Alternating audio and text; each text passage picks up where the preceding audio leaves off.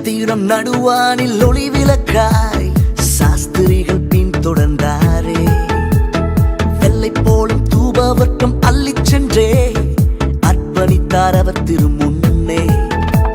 நட்சத்திரம் நடுவானில் ஒளி விளக்காய் சாஸ்திரிகள் பின் தொடர்ந்தாரே.